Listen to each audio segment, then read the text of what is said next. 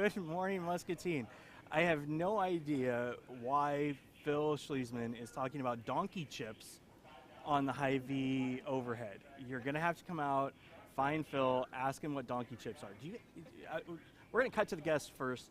Do you guys have any idea what a donkey chip is? Am I the only one? Okay, all right. Then I'm glad I'm not the only one that has no idea what a donkey chip is. So, good morning, Muscatine. It's still spring. It still sort of looks like spring out there, so we're doing pretty good. Spring also means, as crazy as this sounds, time to register for school. Don't necessarily think about that. Most of us are thinking like kids almost done, spring break just finished up. But I've got a group of wonderful ladies here who are going to tell us about what you need to be doing to prepare for next year if you've got a kid in the preschool and even kindergarten age. What's available out there and what the community resources are and when to get your butt in gear to go do stuff.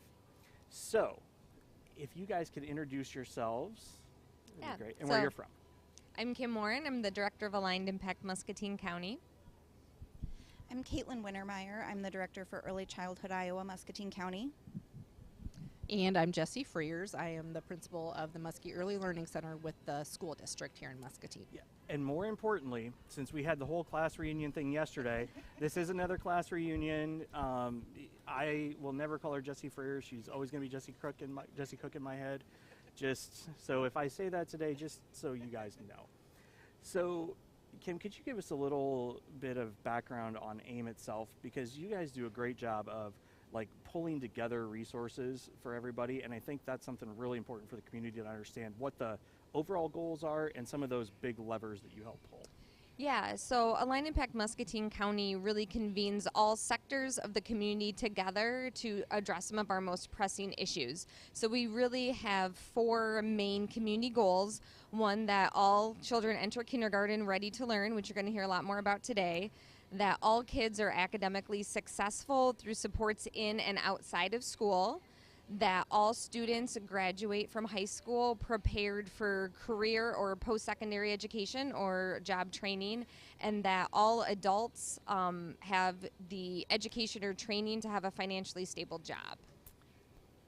Pretty big goals. Pretty big goals. But also doable goals. Yeah. I mean, I think anyone who's been in Muscatine for any length of time knows that you can rally a group together from community-based organizations to businesses to government around a goal and really work on it. Yeah. And so how long has Aligned Impact been around now? So we started the middle of 2016. We got some state funding through Iowa College Aid, and so that's been it's been a while. A bit now, yeah. So let's kind of take a quick overview of early childhood, right? So we all know the one thing that I always go back to that stuck with me from my time at Flickinger is 3rd grade reading is a huge indicator of success at graduation, right? Well, and even at 9th grade. And in order to be at 3rd grade reading level, you've only got a couple of years prior to that to make sure that you're not falling behind. So what does, for those that have, like, let's say 5 and under, 4 and under, what does some of that prep look like, and what are the things that they should have on their, like, to-do list or the calendar to make sure that they're kind of hitting everything they should? Yeah, so I'll kind of start talking about broader community-based stuff and not just the school system, and I'll let you guys kind of get into that. But, it really starts at birth. And we have a lot of great resources in the community to help prepare parents, from our library story times to the Lena program that parents can sign up for. And there's a variety of community organizations that do early learning activities. Muscatine County Conservation has different things. The Art Center does. And then there's a variety of very more specific programs that families can get referred to from their physician if they want to know, how to make sure their kids are up to date on their kind of developmental milestones and can point them in the direction. So from our perspective, getting kids ready for kindergarten really starts at birth, and there's a lot of amazing resources in our community to help parents get their kids there.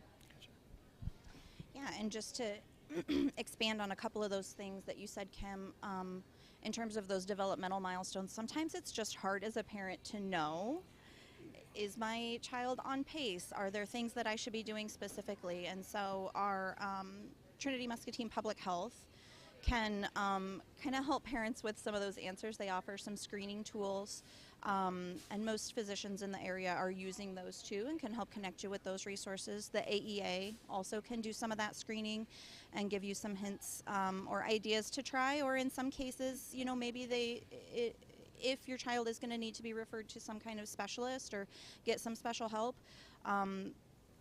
it's ideal to start that early, right, before school, so they're not getting into school and trying to acclimate to that while, you know, meeting with a new specialist and developing some skills in those other areas. And then another really important tool that we have in Muscatine County is home visitation programs.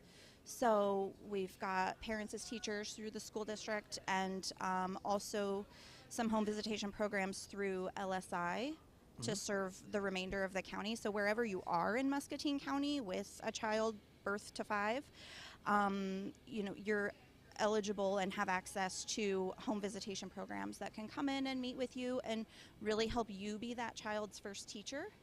And they'll also help kind of keep track of those developmental milestones and give you some activities and walk through things that you can help your child to be the most ready for. And then we'll let Jessie talk all about preschool. It's almost like that's your wheelhouse. It is totally my wheelhouse, yeah. So before I was an administrator for the district, I taught kindergarten and first grade. So as a kindergarten teacher, obviously, there were lots of things that I learned about what makes a child ready for kindergarten and what doesn't. And I would say the biggest thing that we try to really focus on is some of those executive functioning skills. So being able to regulate emotions, being able to follow directions, being able to make plans. Those are really the most important things. But I know parents sometimes look just at those academic skills. They think, is my child ready for kindergarten because they can count, because they know, you know, their letter names, and really it's so much more than that. That's actually the probably least important things.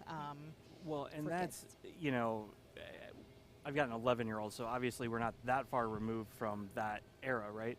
And you know, it's easy to say, oh, yep, my kid knows his ABCs. That's easy, right? Yep. We all know those, I hope. And so the executive functioning stuff is a little more difficult to say, hey, can they regulate their emotions? Because the other thing is, you know, the parents got to be able to regulate their emotions to be able to teach and model how to regulate the emotions, right? So, you know, is it, you know, I mean, because kids are kids. We all know 5-year-olds are 5-year-olds, right? They're all going to have their tough days, and that's fine, right? But what kind of scale is that on, right? And that's a lot more of a gray area for a parent to understand. Right. So yeah, for sure. And some of the different things that Kim and Caitlin had talked about, you know, with families, getting kids, you know, involved in those different things. If you feel like as a parent you don't have some of those skills to help, you know, your child learn and be ready, a home visitation program is a great option for families.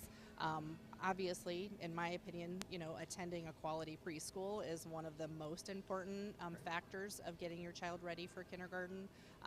And we have both our district programs as well as some high quality community programs also for parents. So if you would actually take a quick second and kind of differentiate preschool from kindergarten, because you know, I think for a lot of people they're pretty similar, but functionally they're not. So kind of like give us a really quick broad scope, like preschool.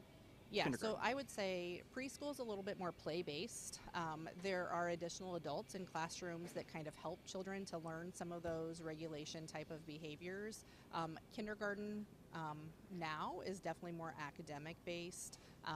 There are components of play within the day, but it's definitely more of an academic type of day. I always say to parents, if you think about what your first grade was like, that's kind of what kindergarten is like. That's now. actually, somebody mentioned that to me once, and I was like going to say, is that accurate? And yes, geez, you just nailed it. That is for accurate. It's easy enough. For sure. And that's, you know, kind of weird to think about, like they're almost like a full year ahead of us, right? And I like Yeah. to think we were reasonably smart, right? Yeah, I mean, for like sure. we weren't, Yeah, you yeah. know. I but- was just listening to a podcast last night, actually, that it's about early childhood, of course, but they were just talking about how so many parents think that their child should be reading when they enter kindergarten, and that's just not true. I mean, they just do not have the skill, brain functioning to be able to do that. There are some kids that are advanced and are able to do that, but a typical 4-year-old is not ready to be reading. And if they're reading, it's probably because they've memorized Right, the, yeah. the words and, Which still isn't necessarily a bad thing, because they're No, getting not at stories, all. they're getting Yes. vocabulary. Like, it's not bad Yeah. if they memorize stuff, but Yeah. it's significantly different than actually Yeah, reading. for sure. right? So, Kim, we've got enrollment starting. Yeah. Where all can families sign up for preschool? Like, what does that process look like? Yeah, so all of the public schools in our county have some sort of preschool option. Looks a little different. West Liberty to Wilton to Muscatine.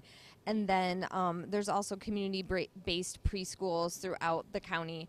I think the great thing about having all these different sort of preschool options in our county is that parents can really pick something that works for their kid. The public school system's amazing, but particularly when you think about how young those kids are, a full day program at the Early Learning Center may not work for that kid. I know one of my children, there's no way they would have been able to handle that. They still needed that 3-hour nap in the afternoon. So we found a really high quality community-based preschool for them that they did great at.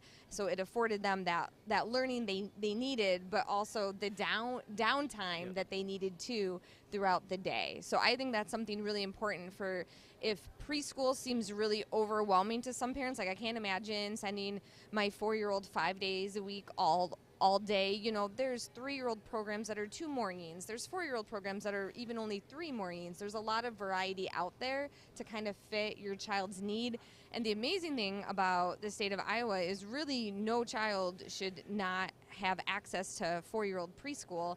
Because of the statewide voluntary program, it's free. And then thanks to Early Childhood of Iowa, Muscatine County, you can even get scholarships for 3-year-old preschool. So I think I'll let Caitlin talk about that. I was just going to ask, so when, you start throwing out 3-year-old preschool, 4-year-old preschool, 17-year-old preschool, what's the difference now, like 3, 4, when should you really look at those things? What kids are ideal for both? How does that work? Yeah, so that's kind of one of those things, like Kim was saying, that's a pretty parent-driven decision, and we're really fortunate to have a lot of community resources and partner programs like Parents as Teachers that Jesse had mentioned to help parents to navigate that. So Jesse talked about the difference between kindergarten and preschool, and I think it's important that we talk also about the difference between preschool and childcare. So I really think of preschool as learning how to do school, and you can back me off on that. You're the Makes sense. That's how, as a non-educator, that's how I frame it in my mind. And so there are a lot of really great skills that kids are going to learn just through their child care day. If they're enrolled in child care, they're going to learn a little, they're going to just naturally have to have some social skills. They're going to learn a little bit of taking turns and doing things as a group. And if a child's not in child care, it's really important for parents to be getting them some exposure to those things through lap sits and groups and that sort of thing. But then when we talk about 3-year-old preschool and 4-year-old preschool, Iowa as a state has really made 4-year-old preschool a priority, and I think that has a lot to do with what you were saying about kindergarten being the new first grade, right? So in order for kids to be successful in kindergarten and really feel confident the first day they walk in the door, they need to have some school experience, or ideally they will have some school experience, right? And so for some kids, a 4-year-old program is ideal. For some kids, it just makes sense to start a little bit earlier and maybe start with half days to kind of get acclimated. So that's a hard question to answer, is who fits what. It's a lot of factors. It's how long of sometimes it's physical needs. How long of a nap does this child need to have in the day might be the deciding factor. And for other kids, it's really about finding an option that fits in with their child care setting so that they can get back and forth to both. I think in general, we feel like more is better. But also that has to fit within the context of your family and your child's needs, and maybe there are, you know, medical appointments that they have to get to or other things with your family that that would factor into that decision. Yeah, because I think, thinking back, I'm pretty sure I'm going to be right on this. You know, I think with Wyatt, we did like Monday, Wednesday, Friday, 3-year-old, something like that. And then, you know, by 4th grade, he was every day, but it was like half day, I think. It wasn't like a full day. And that worked really well for him. I mean, he went into kindergarten ready, like he got it. Was there a little bit of a shock going, wait, I got to be there all day? Like, wait, what? What is this? Like, I don't get to play all afternoon? But he was definitely ready. And it wasn't taxing on him. You know, it wasn't like, you know, he didn't come home like with brain hurt because he was like overloaded. Oh, yeah, that's what I was shooting for. Thank you for putting words in my mouth. I appreciate that. So what else? So registration's open now, correct? So like for the Early Learning Center, what does registration look like for you guys? So we open registration in January. Most of our community programs do that as well. We are still taking registration, but we definitely, you know, I mean, we have close to 200 kids that are registered already, so it's definitely getting to the point that if you haven't registered yet, you definitely want to. And then our kindergarten registration actually opens tomorrow. So if I can talk a little bit about that really fast. You may, absolutely. Yes. So kindergarten registration opens tomorrow. Families can do it in person at the administration building, which is at 2900 Mulberry. Yeah, basically the corner of Mulberry and Tipton Road. Yes, correct. Yep. So we'll be there from 8 to 6. There will be people there to help them. It's all computer-based, of course, as most everything is in life these days. But then families can also do it online. So if they have the, you know, devices at home and the ability to be able to register on their own, they can go to the district website under enrollment information for families and do it on their own also. Okay, so is this like buying tickets for a concert where they've got to be like online, ready to go, and like boom, boom, boom, boom, get there, or do they have like a little bit of time? So kindergarten, yep. So because kindergarten is at every building, you don't have to rush. We ask you to rush just because it does help us to. You don't have do to, just staffing. do it anyway. Yeah. Right, just do it. Yeah. You don't have to, but we ask that you do. But that just helps us with staffing to know, you know, how many kids are coming. Yep. We do a kindergarten sneak a peek in May, and so those families that have already registered their children will also sign up for a sneak a peek time to go in, see the building, meet the teachers. The families get to learn a little bit about the building, pick up, drop off, all of those things that can be very overwhelming to a new family. And then as far as preschool goes with that registration process, we used to do like the whole, you need to be online. Yeah, like, I remember 8 that. 8 a.m. Yeah. We don't do that anymore. So we have a lot of spots open for 4-year-olds. And then our 3-year-old programs, we actually do a lottery system. Okay. Just to make sure that. So we've got them we're gambling not- at an early age. That's awesome. We are doing the gambling, Oh, not even the children. better. So yes, so You're they don't gam- know, but yes. So I use one of those spinny things, you know, on the computer and That's awesome. assign everybody a number. Yeah. So yeah, but kindergarten registration, super important to get out there and make sure you register for that. Well, and again, the good news is the lottery system. The reason I brought that up is, you know, it's not like if there's still plenty of seats in the community for every child.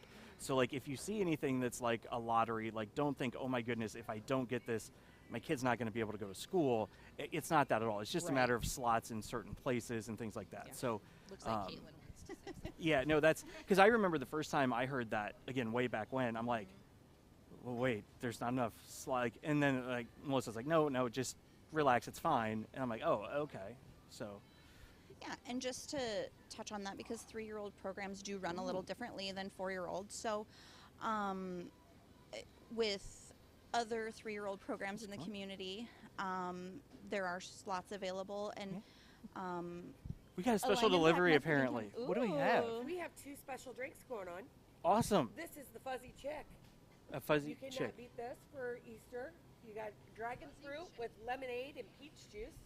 That's really close to what I drink most days, people. And this one is the Bunny Hop. Bunny Bunny- Hop is Hey. a white mocha with caramel vanilla sweet cream foam and chocolate drizzle. So, does that mean, do you like bunny hop it to people when you deliver it? We definitely will. But Awesome. only if they're special guests and they have to ask for it very nicely. Okay, remember that. Ask for a bunny hop. Would one of you ladies like one? Go for it. You guys are very welcome to have Go those. for it. I So- would take that fuzzy thing. Go for it. It's not a fuzzy navel, it's a fuzzy chick. Right. We do have a department in the store. Yes, you can. Started. Oh, yes. There's Starbucks cups all over this place, folks. You guys have a great day. Thank you very much. Okay. So, So, yeah. Oh, Yep, we got to re-screw it down. It got caught over at customer service. so 3-year-old programs. Yes. Iowa has statewide voluntary preschool for 4-year-olds, so there's no cost for 4-year-old preschool. There is going to be tuition with 3-year-old preschool. Again, one of those things that Muscatine County as a community has really come together on and is recognizing how valuable that is. And so scholarships are available. So the timing on scholarships is kind of interesting, the way that that works because of different funding sources. So if you're a parent or a grandparent interested in enrolling your child in 3-year-old preschool for the fall, and you're waiting to hear about scholarship information, my recommendation as for early childhood Iowa Muscatine County, when we handle those scholarships, the best way for us to work with you on that is for you to go ahead and get your child registered now, right? So we want those programs to be able to know who's going to be in their seats and know what those kids are going to need when the fall comes. And then we will work with the preschool programs to make sure that those enrolled parents are aware of scholarship opportunities, both for tuition and for transportation. Transportation assistance is also available for 4-year-olds.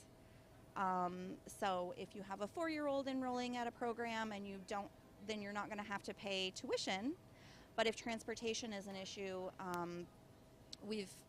it's a really proud community partnership that we have with non-emergency transport. I love talking to Dana about how things are going with those scholarship kiddos, because she just they know those families really well, and they're so excited to share the little wins that their kids are having getting on and off the transportation every day. So those resources are available. Please don't let them hold you back from registering for the fall. So just roughly, how much does 3rd grade preschool cost? If there's no scholarships, just for a year of school, what is it? It depends. I think most are, so we have a wide variety of programs, right? Yeah. Most are somewhere between, I would say, 80 and 120, and I think that 120 is probably on the high end. Yeah. So, and that would be per month. Right. So that's still not bad. I mean, it can be a challenge, definitely, no question. But when you think about what you're getting for 120, it's almost cheaper than childcare, isn't it? Yeah. Yeah. It's Well, much. we As were a lucky. parent of We young had children. we had unequivocally, we yes. had Ainsley at home, so one of us was always home, so we never really had to deal with childcare. But I never even thought about that. We didn't. So, especially with scholarships available, it's definitely doable for pretty much anybody. So, definitely take that first step as a parent and say, okay, I may still let them eat too many Oreos, but we're getting them in school, right? Because we can fix Oreos later, right? Just switch them for carrots. They'll never notice the difference, right? So what else do people need to know as we look at registration and that 3, 4, 5, 6 range? What else do you guys want to hit on? One of the important things for preschool and kindergarten also is a birth certificate or a document showing name and date of birth. We have a lot of families that, they may not have access to the birth certificate, so they have to kind of figure out that process of, how do we make sure that we have this? And that's just so that we can verify that the child is of age, for the funding that we're receiving for whatever program. Immunization records are required also by the state for preschool and kindergarten, and a physical is recommended. but not required for kindergarten, required for preschool. So those are kind of the three big documents that we look for as far as getting registered. And I'll note also with transportation, that's a lot of times a barrier that we hear of families with preschool. Like Caitlin said, they partner with non-emergency transport to provide transportation. Our district also provides transportation to the Early Learning Center from 3 different buildings, elementary buildings in the district. And then the WISE after school program has been a great partner with us also with preschool, and we can transport kids to their after school programs also to help families. And the one thing that I say about Muscatine often is there may not always be like this one perfect solution, but there is always a way. Like, it may not be, a limo picks your 5-year-old up at the house every day, takes them to school and brings them back, right? But there is always a way to make sure that it all happens. You guys have done a tremendous job of creating variation in what you offer to be able to accommodate, like a regular first shift worker versus an office worker versus second shift and things like that. Yeah, I just wanted to really put in a plug for Muscatine Charities. They're the ones that provide the funding for the preschool transportation scholarships and some of the funding for the tuition scholarships as well. And I think the preschool transportation is really a good example of when the community comes together to solve a problem, because it's, I can say Aligned Impact Muscatine County convenes all the sectors of the community to address these big issues, right? But what does that look like in practice? Well, we were trying to figure out, there were all these kids whose families wanted them to access community-based preschool programs, and how were they going to get there? And that was one of the things. Muscatine Charities learned about it. They stepped in for funding. Non-emergency medical transport started doing the transportation. We had the school district in Early Childhood Iowa and the preschools and Muscatine Charities, like everyone at the table together. There has to be a solution to this problem. So some of these things that you're hearing about, like, that's really how the community comes together and solves things and usually finds a way. And what I love about Muscatine is, like, we'll never get it right the first time. We don't, but you never should. Like, chances are when you do something like this, folks, this is like a big deal. Like, these aren't just like, oh, everybody comes in over lunch one day and goes, oh, let's just bus kids from here to here to here, right? Like, it's not that, right? Yeah, that was like more than a year of really hard work to get to that point. And it's things like, like in the lean world, they say like it takes 7 iterations to get to the real final one that you want to be at. But one thing that I think we do a reasonably good job at is we fail fast, right? Like, no, and that's a good thing. Like, because we'll just start. Like, a lot of things, we'll just kind of like pilot program it, we'll get it going. And then you're like, oh, that didn't work so well, or that worked really well. And then you just make these adjustments. And like you said, in the course of, let's call it 9 to 24 months, you go from nothing to this pretty well-oiled thing. And that's, for a community our size, that's a thing. That's not just like, oh, it happened. Like, it's tough. So I don't know where I was going with that, but it's a fun thing to watch about Muscatine, right? Because we do it on a whole bunch of different topics, like the food distribution out at the administration building, and just like, is it a mobile food pantry? Is it a this? Is it a that? Like, we try it. Okay, people didn't like it. Okay, so we'll switch. Like, I think it's almost, we don't have a fear of failure. We would rather go try it, and, if it doesn't quite work, that's okay. We can just dust it off and then do whatever is the next best thing to do. So yeah, there's that. So anything else? Like, I know you guys like have all this stuff you want to pop out, but I think that was like the big chunks of it, wasn't it? Like, there's really nothing else that's going to like come up from the depths and grab somebody about preschool. I mean, it's pretty simple. Just get there. Find one, get there. And I think the other thing that I would like to touch on real quick is supporting, getting them registered is great, right? But then you got to get them there and support them while they're doing it, right? Like, ask them about their dates. Like, what are the things that you do? And Jesse, maybe this is like in your wheelhouse. What are the things that a parent should do to help a child get the most out of preschool? Out of preschool? Well, I would say the most important thing is to get them there. I know attendance can be really tough for little kids. They get a lot of illnesses. They wake up with tummy aches. As a parent, you want to keep them home. Tummy aches are very common in 3 and 4-year-olds for sure. It can be caused by anxiety. It can be caused by, just a food that didn't settle quite right. So just really getting your child there as much as possible is kind of the big thing. I think we all, having children, have asked our kids, what'd you do at school today? Nothing. So really asking more specific questions about their day. What was your favorite part of the day? Who did you play with at center time? So asking those specific questions. I would say preschool teachers especially are really great at communicating with families.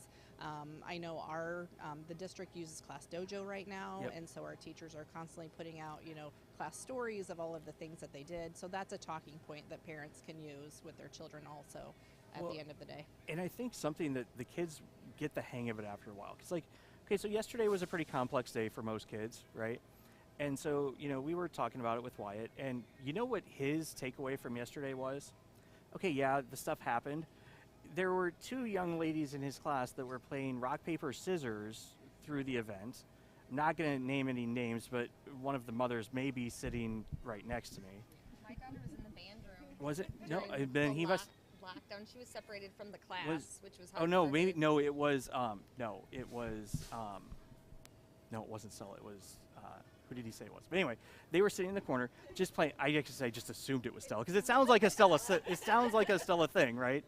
So, but those are the things he remembers, and those were the things that made it easy to talk to him about yesterday because he was focused on some of that other stuff, the little fun things that they did during the lockdown, and all that fun stuff. But you can find little things to get them to talk about that they almost have to be specific, not open-ended questions. Well, I mean, somewhat open-ended. Is that even a thing? Can you have a somewhat open-ended question? You don't want to ask them yes/no questions, but you don't want them to have to give you a paragraph, right? And I think that's really helped us, get Wyatt in the habit of at least tell us a little bit about what you did.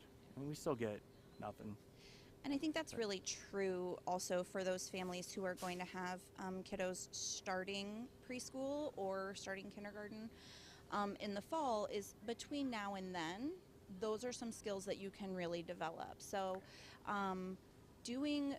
we talk about academic skills and social skills, right? And as I got in touch with preschool teachers in preparation for today and asked them, what do you want parents to know?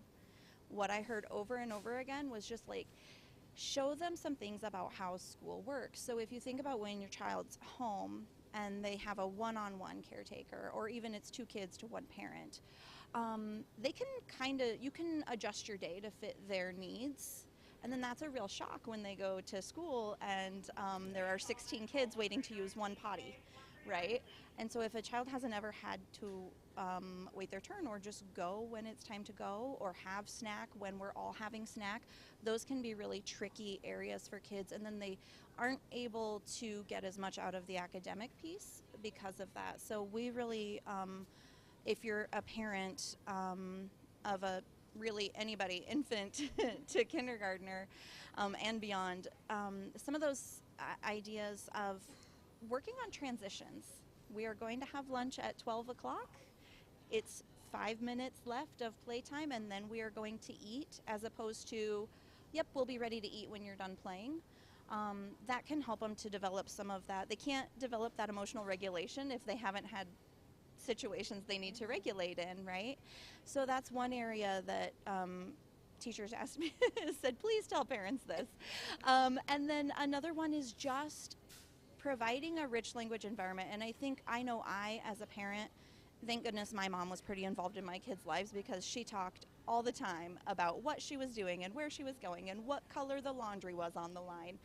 And that's something I wish I had done a better job of as a parent, was just sort of when you're in the groove and you're making dinner, going about your day, you sometimes forget all of those things are new. I have a 6-year-old. He went into a Hy-Vee at the age of probably 4. He grew up in COVID times, Yep. right? It was mind-blowing for him. So walking through and talking about what the different fruits and vegetables are and some of that stuff, just providing a rich language environment so that that we're going beyond it's time to put on your shoes, like directive Right. language, and into kind of explorative language. They really learn numbers by watching a parent count out how many grapes they have on their plate, as opposed to sitting down in front of a tablet and doing Sesame Street numbers, which is great, right? But that's sort of a supplement to the conversations. Yeah, it almost reminds me, Wyatt did this thing for a long time where, because he watched a lot of YouTube videos, and they're always narrating what they're doing to their audience, right? So he started narrating everything he was doing to us, right? And at first we were like kind of annoyed by it, honestly. But then now as you say it, that's almost a great thing to do with the kid, because they don't know what you're doing, right? Use the language to describe it, and then, that actually makes total sense. And it actually makes sense why YouTube makes sense, because they're walking you through what you're seeing. Yeah. It's communication, right? So, parents as YouTubers, I've been trying Do to it. think of how to really explain this narrative concept, and you nailed it. Yeah, that's the things that you've learned on the Muscatine Today show, right? Well, ladies, thank you for stopping in. Is there anything else major you want to touch real quick? I think we got a lot of it. So Don't forget to register for kindergarten tomorrow. yeah, register for kindergarten. Just get out and do. Yeah, so we'll do a quick recap. Kindergarten registration starts tomorrow. Preschool, and you can do that like online on the district thing, or you can go to the administration building on the corner of Mulberry and Tipton. You can, if you haven't signed up for preschool yet, you can do that. Yep, get signed up. Contact a preschool, start learning about what it is you want to do, because that'll be here before you know it.